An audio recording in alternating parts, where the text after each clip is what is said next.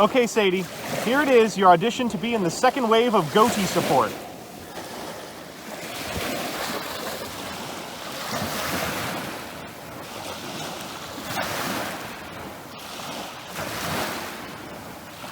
Not bad, but can you do it through Ash Blossom?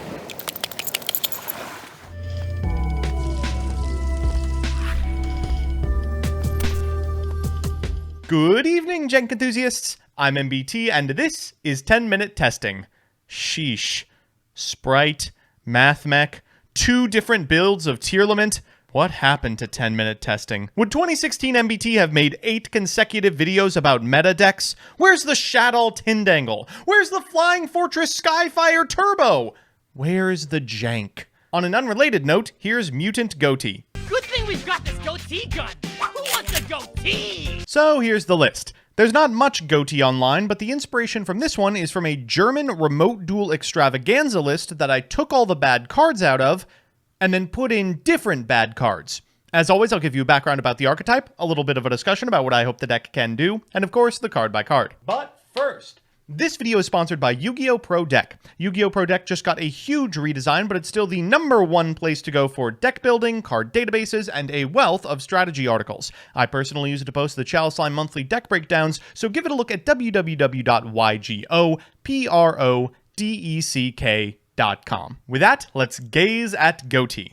Ghoti, or as some pronounce it, fish, and that's the only time this video you're getting that joke, so appreciate it, are a series of fish-type monsters designed to synchro summon. God, that intro is going to be my legacy, isn't it? These TCG-exclusive tuna have a pretty powerful gimmick. The turn after they're banished, they summon themselves to your side of the field and can be used to quick effect synchro on your opponent's turn. Their end boss, Ghoti of the Deep Beyond, can banish the field provided he's summoned during your opponent's turn and then returns on yours Zeroboro style. Unfortunately, as we're only one wave of support deep, this shallow pool of seafaring creatures is lacking a shell. If you're coping, you can string together a big ol' combo featuring Super Ancient Deep Sea King Coelacanth and lose to absolutely every piece of interaction ever printed. However, there is one fishier way to play these fishes, and it happens to be the more successful variant.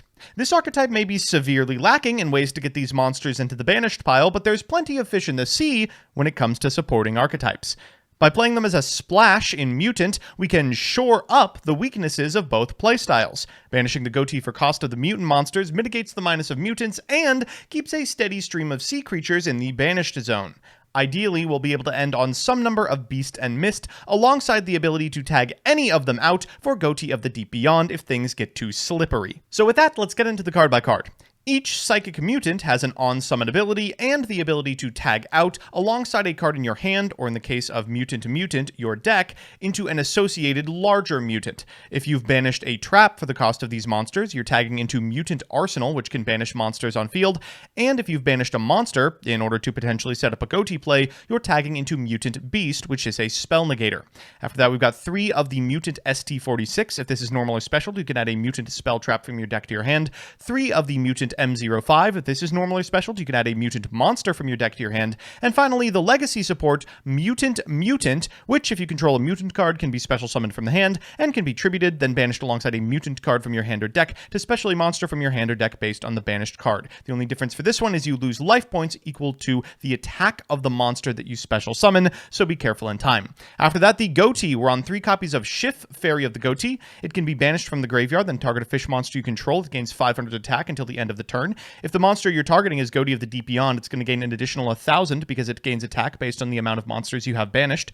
During the standby phase of the next turn after this card was banished, you can special this banished card, and then during your opponent's main phase, if it was specialed this turn, you can, as a quick effect, synchro summon a fish synchro monster using this card you control. After that, we've got 3 copies of Paces, Light of the Ghoti. That second effect is exactly the same, and the first is you can banish this card you control to specially fish monster from your hand, except for Paces. After that, we've got Hand Traps, 3 copies of Dimension Shifter, 3 copies of Gamma, and 1 Driver. I just feel like hand traps that go 1 for 1 are so unbelievably weak this format. Cards do absolutely everything. So if you're not playing a powerful turn ender like Dimension Shifter, you should at least be playing a card that either trades for exactly Gigantic Sprite or keeps level 2s off your opponent's side of the field like Gamma and Driver do. After that, we've got 3 copies of Dark Ruler No More. I feel it's kind of mandatory for this format. 3 Pot of Prosperity. There's not many Ghoti, so I want to be able to actually find them. 3 Emergency Teleport. God, it's going to be so sad when this card is banned for Punk's Sins and Mutant Player's Cry, 3 copies of Infinite Impermanence, 2 copies of, oh hey, I was just talking about Mutant Cry. This allows you to fusion summon using mutant fusion monsters and shuffling materials from your field, graveyard, or face-up banished zone. And finally, 1 copy of Mutant Clash. This is a new inclusion in mutant decks. You can target an effect monster your opponent controls, banish a mutant from your graveyard, and negate the effect of that monster until the end of the turn. And if your level 8 or higher mutant monster destroys an opponent's monster by battle, you get to draw a card, an effect that I don't think I've ever resolved. And the extra, we've got Mutant Ultimus, the ultimate in mutant fusions, mostly just in here as a way to cycle back all of your powerful monsters if you have a Cry in rotation. 2 Synthesis, which on summon targets a card in the field and destroys it, and is immune to 1 type of card based on what your opponent is activating. 2 Ghoti of the Deep Beyond. This card's attack is 500 times the number of banished monsters, and if it's synchro summoned during your opponent's turn, you get to banish all cards on the field. During the standby phase of the next turn, after it was banished from the monster zone, you get to special summon it. 1 copy of Oscon, the Bicorned Ghoti. If this card's synchro summoned, you can target a fish you control and 1 card your opponent controls, banish them. Combos with itself, because if this card is banished, you can banish a fish monster from your graveyard to special summon this card. Usually you're banishing another Ghoti so that you can go into Deep Beyond next turn. Now, this card is much more accessible in builds of this deck that are all in on fish combo. You might be wondering how exactly we're going to make this, and it's actually extremely easy. This is a generic 8. It doesn't have to be made with fishes. If your opponent responds to your emergency teleport with an Ash Blossom, you can make this with Gamma and Driver. After that, we've got some Xyz. Zeus, Skycav, and Downerd are staples in Sprite, and here we have a lot of 2s as well as Dingirsu because we end on 2 8-stars. Sometimes you just have to get it out. We've got Access Code Talker, Nightmare Unicorn, Nightmare Phoenix, and because we are on so many Psyframes, we are playing the Lambda, as well as 1 Cross Sheep. This deck is very adept at using this card, and routinely, through chains of Emergency Teleport, you just don't have anything to do with errant monsters on your side of the field, or extra material that you would really prefer to get into the graveyard, like Ghoti, that they can then banish themselves in order to make your Deep Beyond live for the next turn. So with that, let's jump into the games. Our first match is up against Zombie Punk Tearlament. Looks like someone watched the most recent Chalice Line Monthly and thought to themselves, I need to try out the high-rolliest deck in Top Cut. Our hand is about as good as hands can possibly look. We're going to begin with a copy of Pot of Prosperity and followed up with an Emergency Teleport, just fishing for Ash Blossom here so we can fire off Gamma. It doesn't come, so we get M05 and off the top. I guess we can take the Mutant. We'll grab that, and then at Resolution, we're going to activate the effect of the M05 in order to add an ST46 from deck to hand. From here, we'll activate the effect of M05 in order to banish this Paces from our hand and go into a Beast. Afterwards, we'll go for ST46 in order to grab from deck to hand to Cry, and then activate the effect, banishing the now useless Gamma for a second Beast before special summoning the Mutant, and going for, of course, the Arsenal, banishing the remaining Cry. We'll summon that bad boy, set 2, and pass back to our opponent. In standby phase, because we activated the effect of M05 by banishing Paces, we can bring Paces back. Our opponent's going to begin with a copy of Sheeran. They will mill, some really good ones, including Shinobi, Necro, and Jet Synchron. They'll go for Ziaman here. We will banish with the Arsenal. I just want to keep tuners off their side of the field so they can't potentially go for Hulk. They'll go for Jet here. We're going to chain Mutant Cry so we can go into Synthesis, and at Resolution, the effect of Synthesis will trigger on a new chain, allowing us to send the Jet Synchron. From here, they're going to activate Mizuki to bring back the Shinobi Necro, then activate the effect of the Immortal Dragon. We'll Infinite Impermanence that bad boy, and then at Resolution, they're going to activate the effect of Emergency Teleport, which we can negate with the Mutant Beast. They will pass back to us, and should be a hop, skip, and a jump to lethal from here. Oh my god, this is going to be hilarious. We're going to normal summon Psyframe Driver and then make Azcan the Bicorned Ghoti because it's an 8. We'll trigger the effect of the Azcan, banishing the Paces and getting in for 27 plus 25. And then because the Paces was banished last turn, it returns in the standby phase to threaten Ghoti of the Deep Beyond. We'll summon it here, and then our opponent's going to activate Perlino. They'll go ahead and grab themselves a copy of Merly, hoping that nothing gets milled here, and thankfully, it does not. We'll go for the Paces at Resolution to go into Ghoti the Deep Beyond. We'll activate the effect in order to banish the field. Our opponent will pass, and we should be able to kill them here. We'll summon back Ghoti in standby phase. It's at a whopping 4,000 attack points, so let's just get in.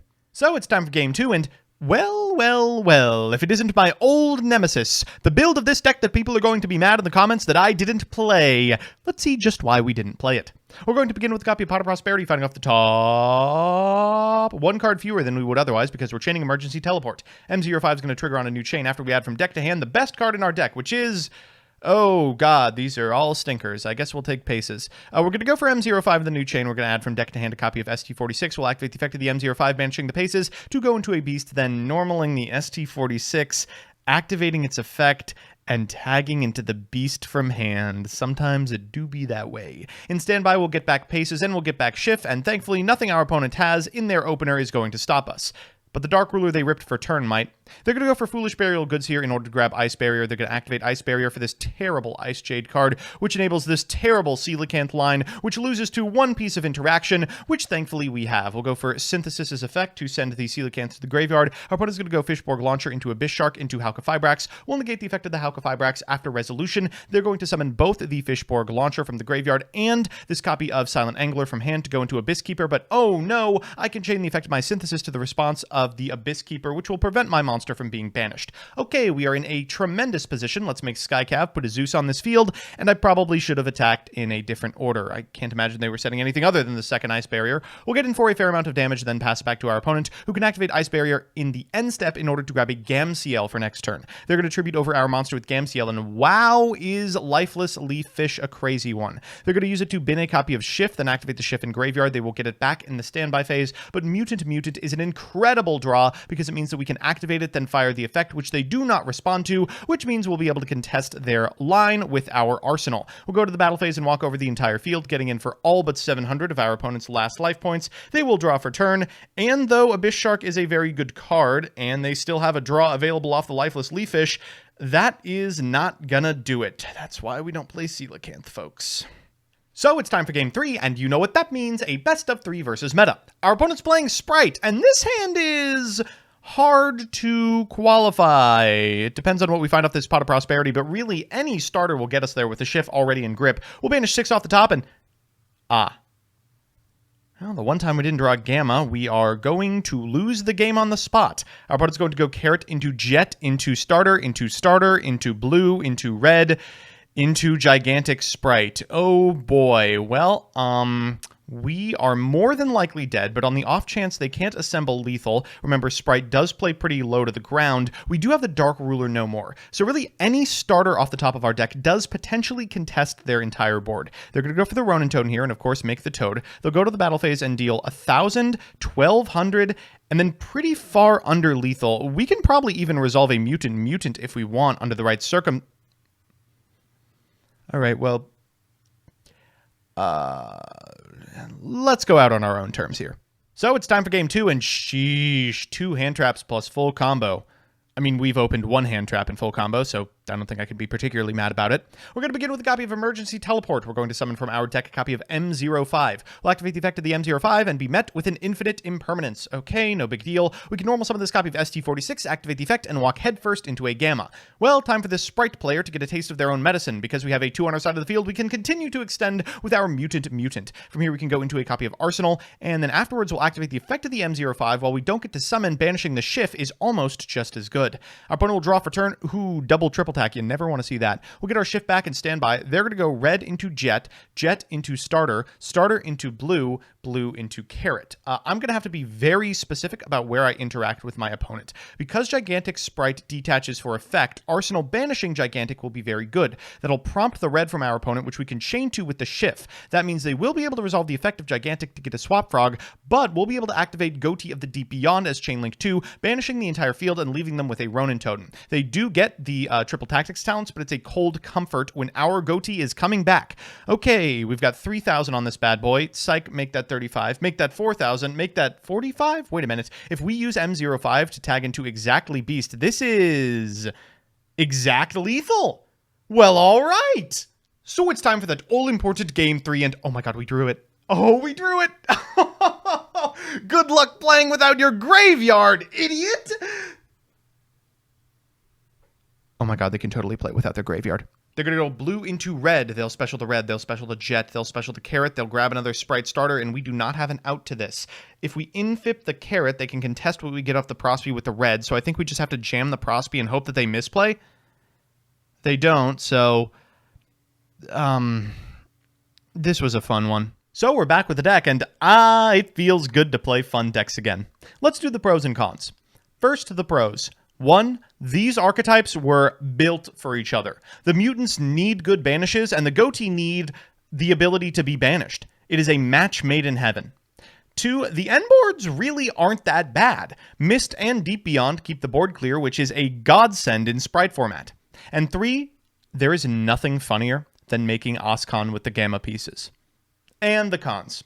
1, it's got a very low ceiling. The combo you saw in the first and second game is about as good as it gets, and if they beat it back, Ghoti's got to get you there. 2, in many ways, Deep Beyond is kind of just a boneless Zeraboros. While that card is at an all-time high in terms of playability, many people have come to beat it, and therefore will beat you. And 3, God, this deck still feels like it's in the first release wave. But surely Konami will give us something powerful in the second. Right? Right?